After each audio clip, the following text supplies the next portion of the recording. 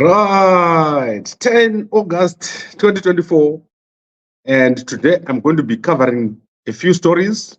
And as I said, I'm currently on the road, and I want to start by saying the things that are happening in Zimbabwe right now are starting to affect the region.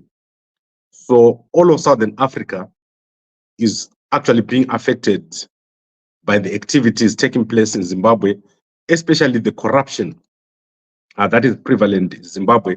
Is starting to spread to other countries like Botswana, South Africa, eSwatini, and Zambia. So today I want to look at a trending story which is taking place right now in Botswana.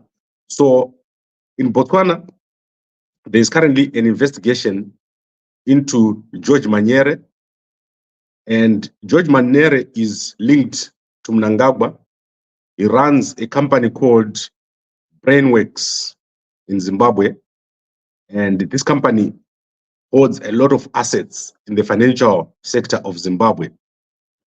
And George Manyere is currently under investigation in eSwatini, in Botswana, and in South Africa over a failed business called Getbucks, and also a listed company called eSwatini. And this is a big story because Mnangagwa is directly linked to George Manyere. George Manyere performed some of the PR from Mnangagwa after the coup, and he was given lucrative tenders in Zimbabwe, including tenders in the solar sector and tenders in the financial sector. So Mnangagwa is directly involved in these businesses of George Manyere, and George Manyere is the son of the late Edmund Manyere, who was chief secretary. So currently, eSwatini has launched an investigation, a forensic investigation, after George Manyere's companies failed to pay their obligations. And they've also done transactions where they benefited at the expense of investors. So using a company in Botswana called Getbucks. So if you are following this story in Botswana, you know that there are companies called Getbucks, GetSure Life, Sangneda Recoveries, and OTM Mobile. The company is called Getbucks, Ligagu Investments, GetSure Swaziland, Getbucks Namibia. These are massive number of companies, and these companies are failing to pay their obligations, and they are now having to raise capital. So the central banks of eSwatini have decided to investigate what is happening here, and it's all corruption. There's also a microlender called FirstCred involved in all this. So I don't know if the Zimbabweans are going to investigate George Manyere, but I know that the Zambians already investigated George Manyere last year. So if you go and look on the internet, you'll see that there have been investigations into George Manyere in Zambia, where he was ordered to stop doing certain things. So Mnangagwa's activities are spreading across the region, and we'll be following this story very, very closely. You can check it out on Botswana, the Botswana Press. This is a very big story on George Manyere, who is running a big company called Brainworks in Zimbabwe. So massive story developing, massive business story. Mnangagwa linked George Manyere under investigation in Botswana, eSwatini, and South Africa over certain illegal transactions in the financial sector. But in Zimbabwe, he's being protected by Mnangagwa. Now, I want to go quickly into a few stories. I'm not going to take long. As you can see, I'm not in my usual environment. So let's go into what has happened. And there is a shocking story today. So I want us to go into Bulawayo. So there has been a report that has been issued today. And this report is from the clinics in Bulawayo. It shows that 90% of women who are tested for HIV in Bulawayo have tested positive. So this is crazy, and it's very scary because this is women between the ages of 16 and 49. These women were tested in June, and out of 2,641 women who were, so out of 2,984 women who were tested, 2,641 women tested positive for HIV. So there is a massive spike in the number of women with HIV in Bulawayo, and interventions have to be done to make sure that this situation does not escalate. The National AIDS Council believes that this situation is because of separated families and movement between Zimbabwe and South Africa. So this is a very scary situation that is developing in Bulawayo, and it's not a fluke. It is very widespread. And when you go to women under the age of 16, the HIV prevalence is around 50%. But between 16 and 49, the number of women who tested positive, of all the women who got tested in Bulawayo, 90% have tested positive for HIV. So let's follow this story. It's a very unusual situation that is developed in Bulawayo. But I'm sure people in the HIV sector, they understand what is happening and why it is happening. I now want to quickly go to the army. So the Zimbabwe military has met with Uganda President Yoweri Museveni yesterday. So these are the guys who are traveling in Uganda. And you can see the guys here in a meeting with President Yoweri Museveni of Uganda. And what President Yoweri Museveni has told them is that they need to improve the economy. Zimbabwe's economy is in trouble. That is what he said, President Yoweri Museveni. He says the reason why Zimbabwe is under the control of foreign countries, and they need to keep begging foreign countries, is because the economy is not doing well. So he says the government should be working on fixing the economy. So Yoweri Museveni is a direct man. He speaks, when you speak to him, you get to understand what kind of a person he is. He has given Mnangagwa a solution, which is fix the economy, because as long as the economy is in shambles, you're always going to be begging. And he said that directly.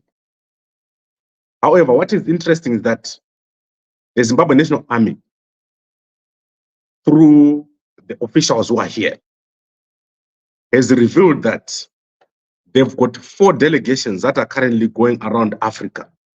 So the Zimbabwe National Army currently has a delegation in Tanzania, in Cote d'Ivoire, in Uganda, and I think the 4th country, I'll have to find out which one is the 4th country, but they are traveling all over Africa. And I do not know what is the purpose, what Mnangagwa is trying to achieve by sending these leaders of the army or top officials around Africa. So this is what is happening. Mnangagwa has sent out the army to different countries, including Namibia, Tanzania, Cote d'Ivoire, and Uganda. So those are the 4 countries where Mnangagwa has sent a military delegation, and they are spending time. It's only that the Uganda guys are broadcasting the meetings, but otherwise similar meetings are taking place with the members from the Air Force, from the Zimbabwe National Army, and I'm sure also guys from military intelligence. So that is the situation that is there right now. Let's find out, and I'm sure we won't be able to know what's happening with the military. They don't just like broadcast what they're doing. But currently, Zimbabwe having all these delegations going around Africa from the military. And it's not clear why they're going out to these countries. There was an announcement that Zimbabwe's got those 4 delegations, and this was made to President Yoweri Museveni of Uganda. I now want to go to the story of Peter Dube. So Peter Dube killed 4 people. Sorry, he shot 4 people and killed 2 people. He has been extradited from Ireland and is currently in jail in Zimbabwe, awaiting trial. So it has been announced that his trial is going to take place on the 9th of September. And this follows the murder of Shelton Chiduku and Gamchirai Mudungwe. Peter Dube was accusing Shelton Chiduku of being in love with his second wife, Nyasha Naringo. So he shot dead Shelton Chiduku and Gamchirai Mudungwe and went upstairs where he shot Nyasha Naringo and Nyaradzo Naringo. However, Nyasha Naringo and Nyaradzo Naringo survived. And this happened in 2022. And he escaped to eSwatini before moving to Ireland, where he was living in an asylum, some home for refugees. And then he was identified there and sent to Mozambique, who then sent him to Zimbabwe. So he's going to be appearing for trial on the 9th of September. That is the date which has been set for Peter Dube. That's the man in yellow-red, like in the reddish like T-shirt here on your screen. So that is a story that we've been following. In fact, we are one of the first media houses to produce that story when it happened, because we had people in Gweru. Then I want to see if the newspapers have published anything. And let's quickly look here at the Herald newspaper, if they published anything. I'm just going to quickly look. As you know, I'm always back here in the evenings. The reason is we always want to provide you with the latest news, and we provide you with more news than any other media house in Zimbabwe. So the Herald newspaper is published, and they're talking about Musoni, fugitive Musoni, to lose cash and assets. So you can go check it out on the Herald newspaper. And they're covering the appointment of 4 ambassadors. So I'm not going to take you through that story of the ambassadors, which is right here at the front. So that is the story that I'm going to cover for you today, the ambassadors, including Sekai Nzenza. So it says here, President Mnangagwa poses for a photo with Zimbabwe's ambassador designate Sekai Nzenza to France, Abigail Shoniwa to China, Martin Makururu to Indonesia, and who is the 4th one? So it's the 3. And I'm sure Martin Makururu is one of the guys who was either in intelligence or the army. So I'll check it out for you. But he's one of the guys who's been moved from the army, I think, to become an ambassador. So you can check it out in the Herald newspaper. Let's see if there's anything else here that I need to look at. There's an article by George Charamba on Kwekwedza, Namata Kwekwedza. We've got 120 political prisoners right now who are there in Zimbabwe. They've been arrested without trial and they've been denied bail. So George Charamba is trying to justify why these people are sitting in jail, and has written a long story here about Namata Kwekwedza. So you can go and check it out in the Herald newspaper. Very interesting stories over here. And then let's look at the Zimbabwe National Army has put out a statement on the death of Jack Mpofu. You can go check it out. And so this newspaper is quite interesting. And you can go check it out, the Herald newspaper. And then the Chronicle newspaper, Chronicle Zimbabwe, is not yet, okay, they've published, let's see what they've published here. The Chronicle newspaper is talking about chicken farming, chicken nuts to cattle. Talking about J.R. Goddard's multi-billion-dollar empire. So you can go check out the Chronicle newspaper if you want to see what Goddard does in Zimbabwe, in Bulawayo. So Goddard is a big farmer. James Ross Goddard is being featured. He owns what is called the Pezulu farm. And I think he's the one who built the dam from Mnangagwa last week. So he built a dam which Mnangagwa commissioned last week. Go and check it out. He speaks fluent Sindebele and is heavily protected by Mnangagwa. Yeah, so he's one of those guys. And then let's look at two athletes. Mpofu and Nyahora are going to be running. Those are long distance runners. You can check it out. They're going to be in the Olympics, and you can check it out in the Chronicle newspaper. So I think we've covered everything that needs to be covered. And as I said, the Newsday newspaper, they're talking about Tembeya craze, the Tembeya craze in Harare. So let me recap, and let me take this very slowly. There is a Zimbabwean businessman who is linked to Mnangagwa, and his name is George Manyere. So George Manyere, here, he is running a number of companies in many different countries in Southern Africa. That includes eSwatini, South Africa, Botswana, Zambia, and Zimbabwe.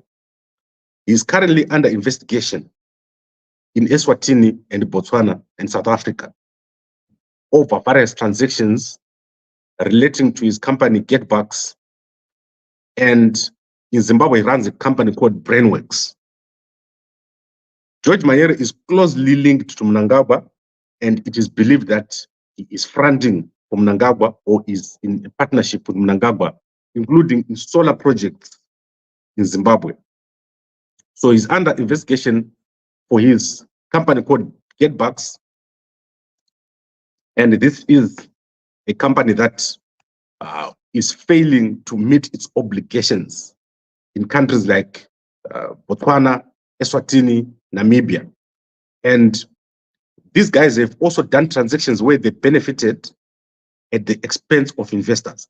So massive investigation taking place in Botswana into George Manyere. George Manyere, who is directly linked to Mnangagwa, he did a lot of PR work for Mnangagwa leading up to the coup or in the period after the coup. So this guy is a Mnangagwa, Mnangagwa partner in a way, or Mnangagwa connection. That's what I can say about Mnangagwa. Now I want to go to the comments, and let's start with the comments on HIV. 90% of the women tested in Bulawayo have tested positive for HIV, and this is between the age of 16 and 49. And these women were tested in June. So there is a massive pandemic of HIV in Bulawayo and also in Matabeleland South. And it is being attributed to movement between South Africa and Zimbabwe and families that live apart. So 90% of the women with HIV, Mnangagwa aruraya vanhu ne-HIV, Mnangagwa aruraya vanhu nenzara. Mnangagwa akatora mari yezvombo, that is why military kunobvunzira. I don't understand. Mkoma Gerard, please clarify. And then Mkoma Tafa says, Gambakwe Media follow Victor Minerals Football Club, your home team. I'll do that for you starting tomorrow. And let's look at another component. Zimbabwe is one of the richest countries that just the world is individuals' accounts, put them in the country's coffers. You will see how wrong. Come on, Amon, you have given me something that I need to cover. And guys, eventually we have to form a structure. So we're going to have to form a structure as time goes on, and I'm going to give you guys details.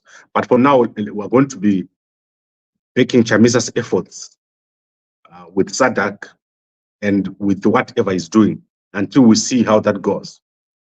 There's a need for a new, different approach, and the approach is the military-led development and a 50-year strategy. So I'm going to be working very hard on that. We've got a big problem, and everyone in the world knows it. Museveni has clearly articulated what is the problem in Zimbabwe: poverty and lack of development. And the reason why there's poverty and lack of development, as you have indicated, Yemkoma, is because the people in the government are not focused on developing the country. So we need a change of approach. We need a new government. We need a new leadership. And that needs to happen. But not only a new leadership, we need a revival of the systems. All our systems have collapsed in Zimbabwe. So we need new leaders, and we need to open up the country. in a way that has never been opened. So we need a fresh start, fresh ideas. This means the current system of Mnangagwa must leave, must go, and we must have a transitional system which runs for at least 10 years. And during those 10 years, Zimbabwe must have rapid development.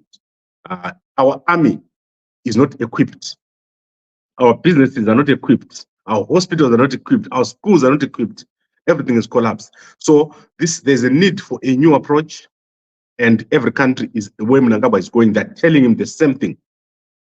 Things are not working because there's no money in the country. So I hope that this is clear. There's a lot that needs to be done, and we are actually the people that need to do it. And as I said, there's going to be a need to form a structure going forward, and that structure must support a transitional authority, 50-year strategy, and the military-led development that I was talking about and that I've been talking about. I'm going to be articulating more about this on Monday during Defense Forces Day. So I think we've covered everything. I'm here every morning. I'm here every evening. We need to provide clarity so that people know what is going on. But today, the biggest story which we've covered is George Manyere, a Mnangagwa partner who runs Brainworks. And this company is collapsing in eSwatini, in Botswana, in Zambia. They've been investigated, in Namibia they've been investigated, and they're failing to meet the obligations. So let's see what happens to Brainworks, where George Manyere is the CEO and founder, and all these illegal transactions that they've taken part in and resulting in the investigation in eSwatini, in Botswana, South Africa, Namibia, and Zambia. So a massive collapse that has taken place here. And Manyere is now a most controversial business person linked to Mnangagwa. So I'd like to thank all of you, and I'll be monitoring the environment through SADC. SADC is currently in Zimbabwe facing a massive boycott from many countries. No one wants to be involved in what is happening in Zimbabwe due to the human rights abuses and the arrest of 120 opposition activists who are currently in jail, some of them over 50 days in jail without trial, sitting there for no reason, because Mnangagwa cannot believe that no one wants to protest against him. I've been talking to people, my intelligence sources, and they've been telling me that Mnangagwa cannot believe when they tell him that there's no protest. He's failing to believe it. And he keeps telling people to find those people who are protesting. And I'm saying here, there's no protest which is coming. I would like to thank all of you, and let's see what happens. There is an interesting 20 days ahead of us. Stay safe, but nothing really is going to happen. It's going to be the same. The drama is going to happen on the 17th when Mnangagwa is put on the agenda. Let's await what happens over there. But everything going very, very well. So in terms of social media, you can follow Miss Trudy is currently still in Zimbabwe. She's moving around with Kevin Biriot, and she's gone to his family there. You can go check out. This is one guy who's doing very well in social media. And at Kevin Biriot, they feature a lot of business. And I'm very interested in what these guys feature, because the bigger picture is Zimbabweans coming back home, which is the homecoming, something that I'm very passionate about. We need all our people to come back. You see what is happening in the UK. You see what is happening in South Africa. If you're in Zimbabwe and you think you're going to live in those countries, I've been saying this for how long? If you think you're going to live in those countries without being pushed out, you're mistaken. So let's fix our country and let's make sure that things work in Zimbabwe. Thank you very much, everyone, for watching. And I'll see you again tonight at 9:10 in the evening. A good day to you all.